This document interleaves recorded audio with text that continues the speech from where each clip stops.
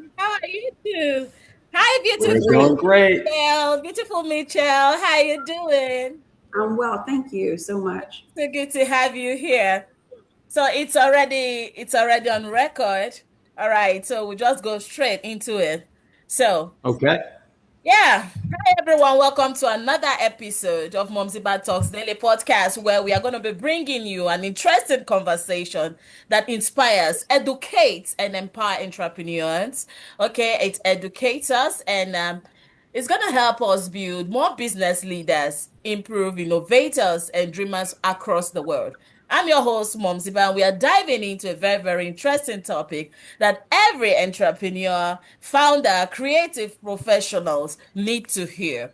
How do you take an idea born in a small community, then transforming it into an international recognized brand? What does it really take to pitch with confidence, attract major opportunities, negotiate partnership, and build businesses that captures the attention of global organizations? So in today's conversation is about thinking big, pitching smarter, and building a brand that commands attention on the world stage. Whether you're launching your first business, growing into a personal brand, or dreaming of expanding international, this episode is packed with lessons that can reshape the way that you think. Let's get started. Our guest today is Tim Miller and beautiful Michelle Miller, an entrepreneur and visionary known for building, concepts that challenges conventional thinking about business growth and expansion. So, one of our most fascinating aspects of Tim's journey is the story behind Hypnotizing America, a brand that grew from, its roots on, Grand Bahama Island into an internationally recognized entertainment business, attracting major corporate interests, casino residents, and acquisition opportunities. So today, we're going to be exploring not only the success story behind this, but also the mindset, the strategies, persistence, and the courage to require to pitch big when everyone else is actually thinking small. Tim and Mitchell, welcome to MUMZIBAH Talks Daily Podcast. It's wonderful having you here with us. Thank Thank you you. for having Yeah, us. thanks so much. We're excited. Beautiful. So, Tim, every successful global business begins somewhere. Some start in the Silicon Valley, some start in London, so others begin in the small towns that few people would ever expect. So, your journey began on Grand Bahama Island, which makes your story definitely incredibly inspiring. A- A big Actually, I don't question. mean to cut you off, but it's actually flipped. We're actually there now. It didn't start there. We started in the Philadelphia area in America. Oh wow, that's Well, very very beautiful, so beautiful. I know that our audience will be itching to hear everything about this. It's very very beautiful. So I want you to quickly give us a brief about yourself. Who is Tim and beautiful Michelle Miller? well, we've been married for over 35 years, which is probably the most important thing. We are, hopefully she agreed, we're best friends, which we spend an awful lot of time together. I mean, very seldom are we apart in any 24-hour given period. That wasn't always the case. Michelle had a great career in healthcare, and I was a coach, a NCAA Division I head football coach at one point. Okay. And I transitioned out of that in '08. Michelle continued in healthcare. And I went into real estate right when the market crashed in '08. And I went into that not really knowing anything. And it almost helped me in a way that the market crashed, because any business that you do, if the conditions change, there's actually an opportunity, because when the climate changes, people that have been doing it for a long time, they also have to learn. Okay. And often, I think we can all understand this. Often we can develop bad habits when we're doing something for a long time. So Okay. I came in with a fresh outlook, and within 3 years, I developed a top 20 Remax Pennsylvania real estate team out of 11 realtors, and I eventually got inducted into Remax's Hall of Fame. Never believed in hypnosis though, which is what I do. And I don't think many of your listeners probably are going to be very skeptical about that because that's how I lived most of my life, right? Michelle and I are Christians. We believe very strongly in our faith. My issue with hypnosis was a lack of true understanding because what TV and movies, what they teach us about it, that's all fake. It's not about the hypnotist doesn't control anyone. It's more about an individual putting themselves in a mindset that it's more likely that they can overcome their thoughts, right? Okay. Because let's be honest, I think we can all agree our negative behaviors stem from our thought process, right? Yeah. So I hear you talking to someone starting a business. Boy, I tell you, if you want to start a business, be prepared to fail way more than you're going to succeed. And it's the individuals that can overcome that thought process of, rejection after rejection after rejection. And the bigger you try to do things, the more rejection you're going to get. The emails that aren't answered, the phone calls that aren't returned, and that can be very, very frustrating. And what I love about my current profession, and Michelle and I both do the show together. She's on stage with me. We do both entertainment, but the entertainment is really our hook to try to help empower people to be the best versions of themselves by giving them some tools to overcome their thoughts. So really, to wrap it up, we now travel. I'm not in real estate. We left left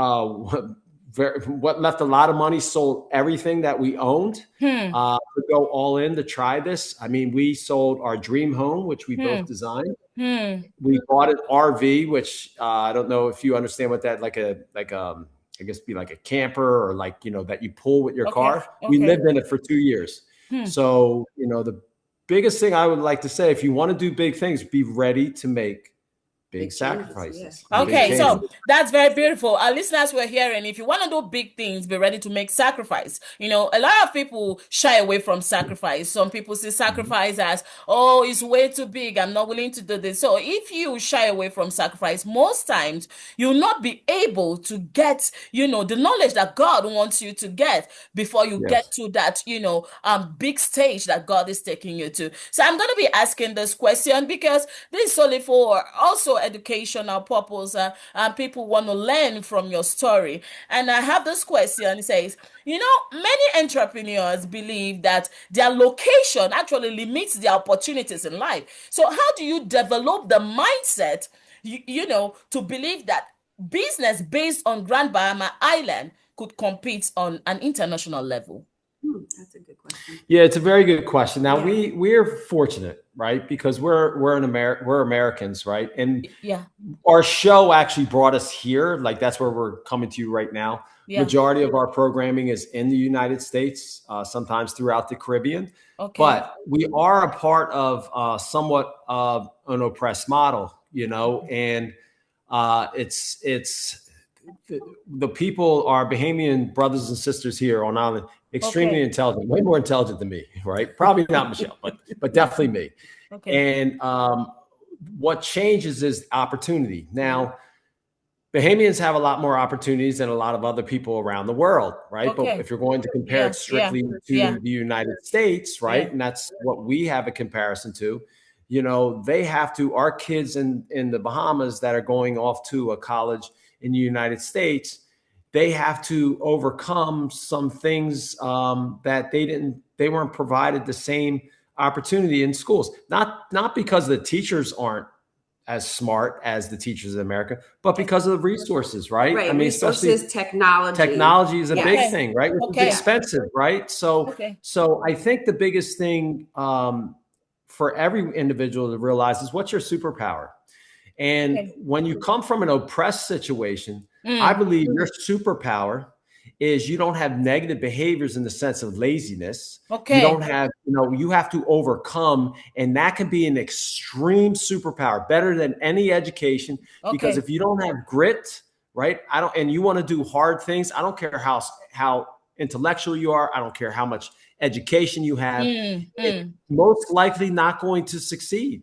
So utilize, if you're a person that is in some hardship right now, recognize that hardship is the same thing that might allow you to do that special dream that you have so much desire to do. Okay, very beautiful. Listeners said that if you are in a hardship, You seeing it, don't see it as something that's going to limit you, but see it as something that's going to stand as a strength to enable you get to where you want to get to in life. So, thank you so much, ma'am. You are all doing beautiful. Well, I'm learning from you actually. So, what advice will you give to founders who feels that they are too small to dream globally? What's that major advice that you give to founders, people who are just starting or people who are already having businesses but they are struggling? What's that advice that you give to them that to make them feel that they are not too small to dream globally? Well, again, this everything stems back to the way that we think, which is what your question Yeah, basically alludes to, right? yeah. And I like to use the analogy that if somebody were to tell you to go dig a big ditch in your backyard, right? Hmm. And if you thought about how many hours it might take you a week to do this, it's hard work. You don't want to do it. And if you go out there and you just think about the large job that is entailed, most likely you're going to quit it or you're going to try to find a way out of it. Okay. But if you focus on one single shovel, right? Okay. Just Yeah. one single shovel. I can do one single shovel. And then you say, I can focus on the next. Yes. Teach yourself such a narrow focus. You Okay. can check in from time to time on your dream, but Okay. recognize that there's the failures along with the success is going to be equally as valuable to you. Hmm. What you can allow yourself to do is allow fear to take over, which God hasn't created us to fear. Allowing fear to take over. Okay. Yeah. Okay. Yeah. Okay. And I learned something during my coaching days from, Hmm. I was lucky enough, I don't know how familiar you are with the NFL, but the Kansas City Chiefs Hmm. in 2004, 2005, I Hmm. was lucky enough by the head coach, Dick Vermeil at that time, to be able to spend 2 years learning from all their staff. Hmm. And there was a coach there that it really stuck with me. He said something very, very simple. Hmm. And sometimes simple sentences can really help us kind of stop and think.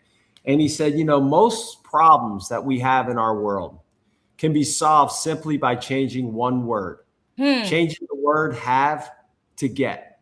Get. Okay. So I don't have to deal with this sickness. I get the opportunity to overcome it. Hmm. I don't have to go deal with a broken relationship. I get the opportunity, right? Or that Because shovel yeah, that you were right, talking about, right. digging that shovel. I get to do it. I get to do it. I have this Okay. opportunity and I'm going to take advantage of it. Okay. Okay. And, Okay. and I started to put that into my everyday life and thinking. It's a very basic concept, but it really made a lot of sense to me. Hmm. And, motivational speeches aren't going to get your listeners that are, coming up a very steep hill. That's not what's going to take them there. They have to find their inner motivation. Okay. And the thing hypnosis has taught me, sometimes our failures in life has brought us down, where really those failures should actually uplift us because we overcame them. Okay, okay, okay. That's beautiful. So, listeners, we are hearing. So, this is very, very important point that we have to talk about because mindset is actually the first and ceiling entrepreneurs, business owner, founders, everyone should have to break forth before even the market sets one. So, this is beautiful. I have this question. The phrase "pitch big" sounds really exciting. But behind every successful pitch, there's something known as a preparation. When you are approaching major corporation and casino executive, what element made your pitch impossible to ignore? Could it be storytelling? Could it be from the part of your data, sharing your data? Could it be from confidence? Could it be from the relationship or something else entirely? Well, I think that from my perspective, right, is Yeah, for me as an American, that I have a lot more opportunity. opportunities. I have Yeah, to be able to acknowledge that. I yeah. almost feel that social media and those types of things actually has made it harder for Hmm. me. You know why? Because I'm No. not just competing against the individual that's willing to get up at 4 a.m. and Okay. just outwork everyone, which is still important in my opinion. But you've taken the pool of people and the access to people. It's actually diluted, right? You have people Hmm. that have millions of followers. How are Hmm. you, is your one voice going to get through those millions of Yeah, followers? yeah. I think that it's important to try to build your resume and recognize where you are in a business. So when Michelle and I decided that, this started as a hobby, what we do now. And when we decided like, okay, let's make a go of this.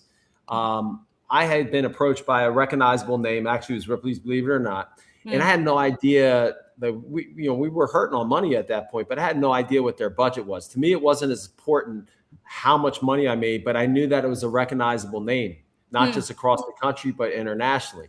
Okay. So I did whatever I needed to do, whether I wasn't getting paid at all, to do that thing.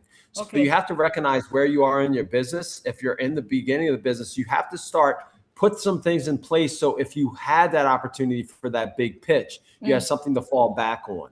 Because all of us should think what we're doing is the greatest thing ever. We should all think that, you know? But now how can we give that vision to someone else that's being approached so many times every single day? So you have to build your package, understand that you have to remove yourself from the situation, look to see how somebody from the outside would perceive it. And then you have to increase your chances. The only way you can increase your chances is by increasing your prospecting, right? The calls, the emails, the things. You send 100 emails, you hope to get one read, maybe, So, if I want to get 2 read, I got to do 200 emails. And you have to adopt that. But understand during your journey, no matter how you map it out, whether you're successful or you're not successful, it's going to change.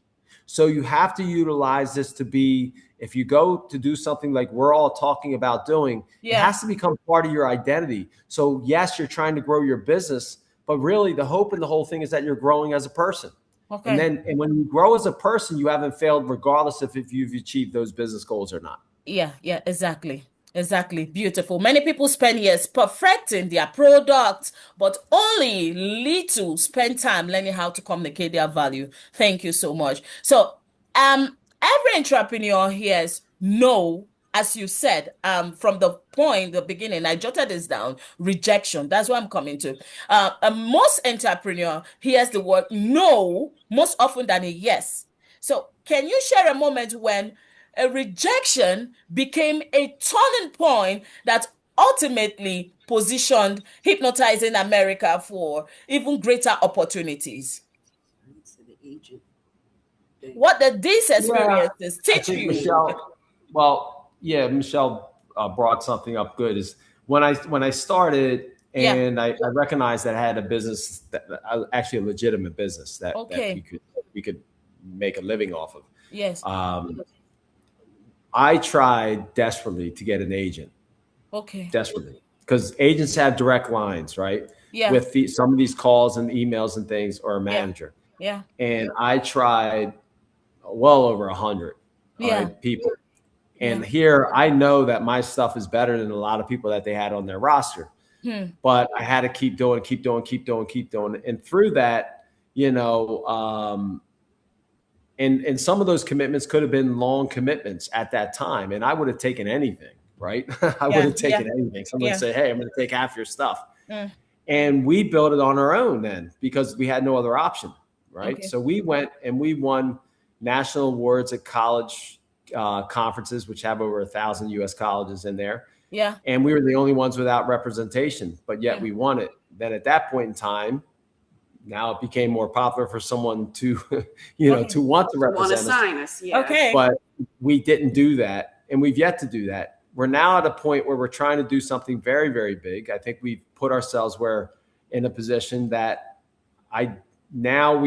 we want to be very selective. So now we're at the same type of game. I can get one of those, I don't want to say, maybe not as large scale agents that I probably would have loved to get in the beginning. That now we're in a position possibly to get somebody that has a lot of big experience. And so kind of a roundabout way, it's not necessarily the rejection of not getting somebody. Maybe it just wasn't my time then. That's right.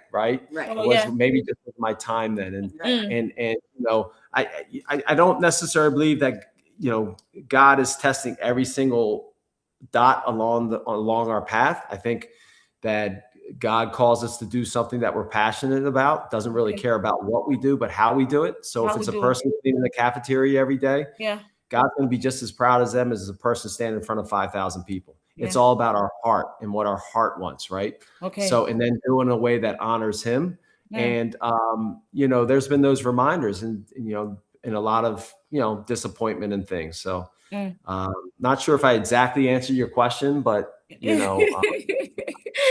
Very beautiful. I'm learning a lot. Seriously, I'm learning a lot from this. I tell you the truth. Not everybody that will be real to carry people and impact people as both of you are doing. So I really appreciate, and it's feeding me, and I know my audience are gonna listen to this and thank us later for this. So what did you experience? What did the experience about resilience taught you and your wife? Well, I tell you this, when we talk about relationships, right? Yeah. When you go through hard things in relationships, Yeah. and we can't really separate the two things, right? For all of us, regardless of what kind of relationship that you're in. Number one, we're in a marriage, and number two, we work together. Right. So when you go through tough things in any of our relationships, whether it's being married, whether it's dating, whether it's just with our kids or whatever, you're either going to drift apart or you're going to move together. Yeah. And part of, like I was talking about, like with hypnosis, allowing people to kind of take more control over their thoughts. Yeah. What that's taught me through hypnosis, it's taught me like to recognize when we're at those forks in the road that we all go through all the time. And when we go through those inner struggles and when we're in a relationship. So resiliency in a relationship, I think, would be something I feel that we both are probably most proud of, right? Doing some things here on Grand Bahama where we put our personal goals with our show and our speaking platform to try to on the back burner to make things better here, which we were able to do, but it cost us. Cost us, a lot, to the point where we basically went broke and had to kind of rebuild our finances getting back on, which, we're very, very blessed now, but that was a very, very scary time for us for multiple months, something that we haven't experienced since we were kids.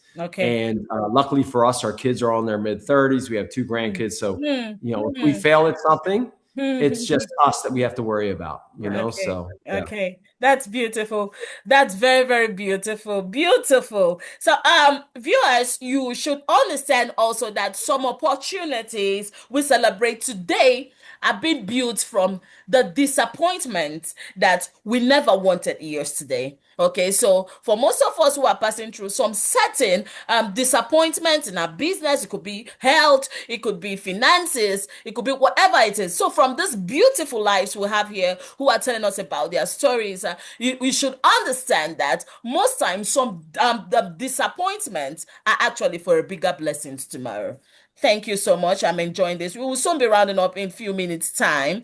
All right. So let me ask this question briefly. Corporate buyouts and long-term casino residents represent milestones many entrepreneurs will dream about. So when these opportunities, arrive, what factors guided your decision making? What factors?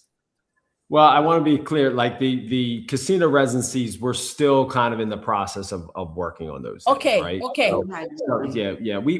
I guess we did have one. We did have one thing, and that was fun because it was where we were originally from. Okay. But I kind of have a mindset, and this drives Michelle probably crazy a little bit. I don't spend a lot of time focused on one area. Like, I kind of believe, for me personally, it's as much about the quest moving forward, and I don't, like, as Christians, I try not to. I think sometimes we Christians, we crush our faith down people's throats, and it makes turn people away. But you're asking me my experience and how I view things, so I'm going to tell you that is like. I think that we Christians get it wrong sometimes. Is we judge everything from our birth to our death, but the whole point of being a Christian is an eternal life.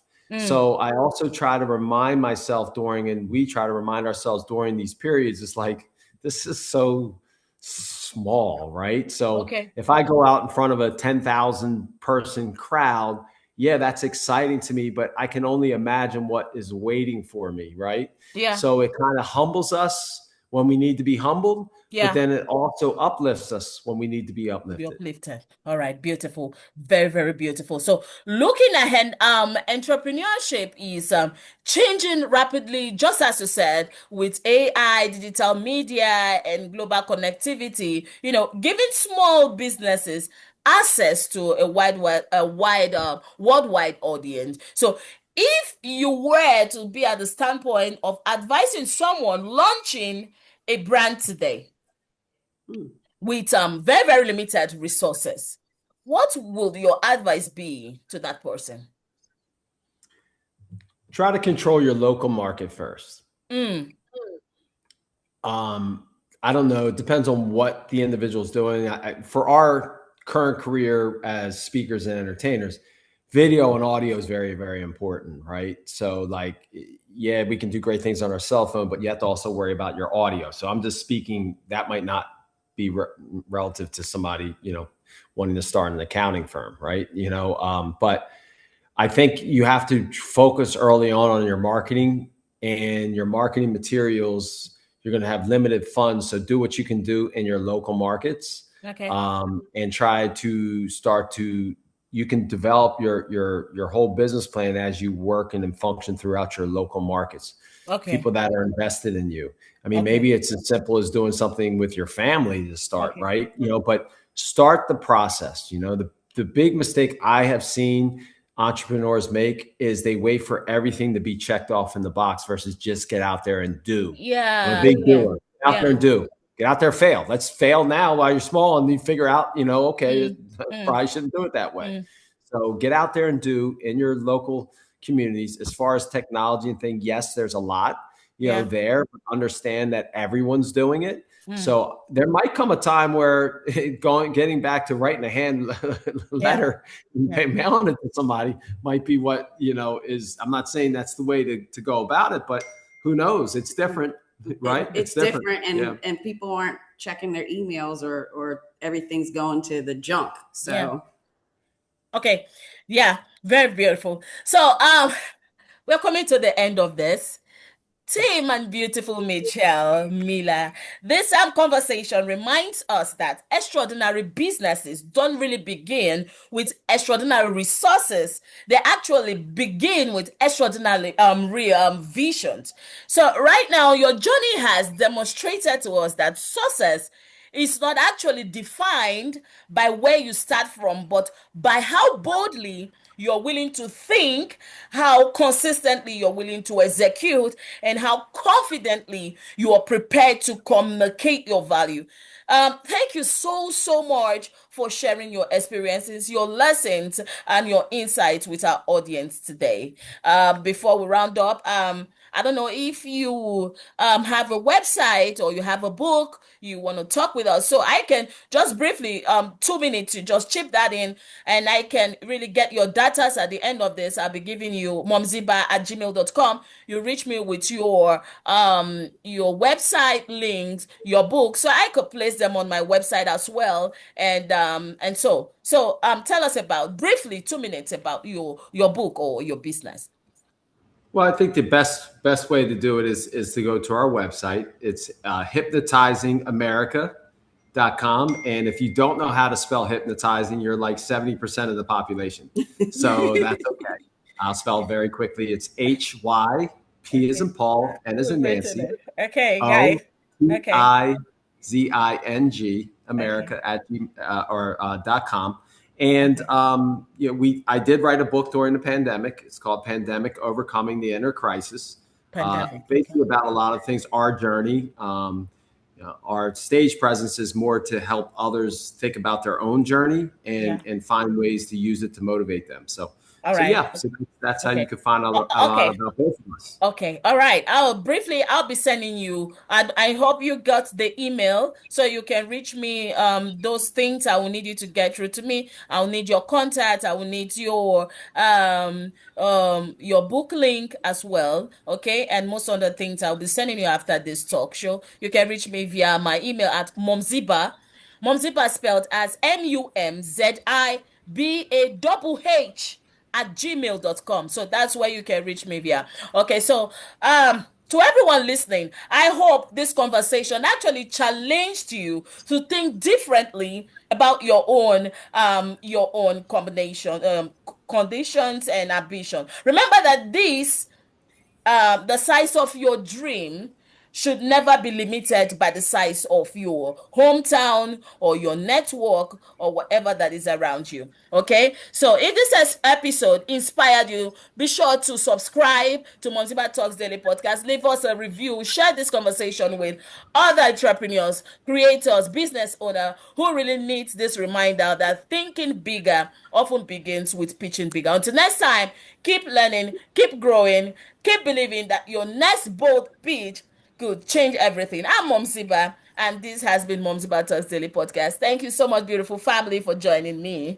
Thank you. Thanks Thank so you much. so much, beautiful Mitchell. Hope to see you again. So Thank I'll be you. expecting those. I'll be expecting those things.